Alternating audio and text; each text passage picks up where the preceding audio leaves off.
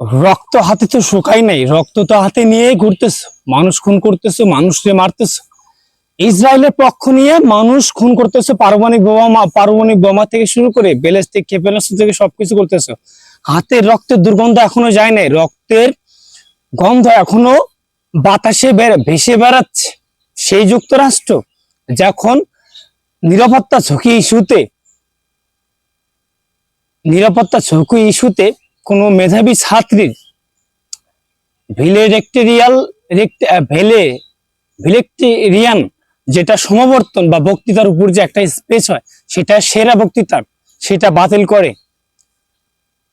আসনা তাবাচ্চু বায়োমেকানিক্যালের একজন student, university southern of ক্যালিফোর্নিয়ার, তার সিজিপিএ বাতিল করছে, তার বক্তৃতা বাতিল করছে, বক্তৃতা বাতিল করছে। কারণ এটাই যে সে ফিলিস্তিনি সমর্থন করে। কেন আপনারা সমর্থন করেন না? আপনারা নিজেরাও তো ইসরায়েলের সমর্থন করেন, ইসরায়েলকে অস্ত্র থেকে শুরু করে সাময়িক সহায়তা সব দিচ্ছেন, ইসরায়েলকে সাপোর্ট করতেছেন, ইসরায়েলের সাথে থেকে মানুষ খুন করতেছেন, মানুষকে মারতেছেন। আবার আপনারাই নাকি মানবতার কথা বলেন, মানবতা নিয়ে বিশ্ব বিবেককে জাগৃত করেন। লজ্জা করা উচিত, ধিক্কার করা উচিত। চুরি করলে ধরা পড়লে তো মানুষ মালে চুর বলে সম্বোধন করে, আর আপনাদের কি বলে সম্বোধন করবে জাতি? খুনি বলে সম্বোধন করবে? খুনি বললে তো ভুল হবে। এই যে ইসরায়েলি সেনারা খুন থেকে শুরু করে ধর্ষণ, রাজধানী সবকিছু করতেছে, এমন কিছু নয় যে তারা করতেছে না ফিলিস্তিনের উপরে। এই খুনের দায়ভার তো আপনাদেরও। আপনারা নিজের সাথে থেকে খুন করতেছেন, এই করতেছেন। আর একটা মেয়ে যে নাকি ফিলিস্তিনের যে কোনো একটা ওয়েবসাইট হোক, যে কোনো একটা অ্যাড্রেস হোক, সেটা তার টুইটারে হোক বা ফেসবুকে হোক বা হোয়াটসঅ্যাপে হোক, সেটা সে প্রোফাইলে সেটা রাখছে। আর এটার অভিযোগকে তার সমবর্তন সেরা বক্তৃতা তাকে বাতিল করা হয়েছে। ভেলেক্টেরিয়ান যেটা বলা হয় আর কি, সেরা সমবর্তন।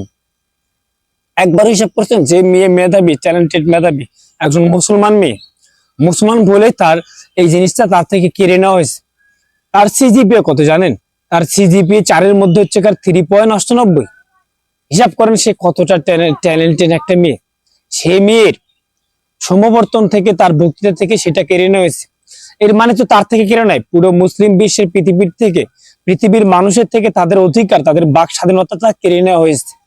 আর তারাই বাক স্বাধীনতার কথা বলে। বাংলাদেশে যদি কোনো কিছু হয়, দেখা যায় নির্বাচন নিয়ে কোনো কিছু হলে তারা বাংলাদেশের মানবাধিকার পরিস্থিতি, বাক স্বাধীনতা হরণ করা হয়েছে, এই মিডিয়ার এই করা হয়েছে, মিডিয়ার স্বাধীনতা খর্ব করা হয়েছে, ডিজিটাল লাইনের সমস্যা হয়েছে। আরে চুরের মায়ের বড় গলা, চুরি করতেছে তারা, মানুষ মারতেছে তারা।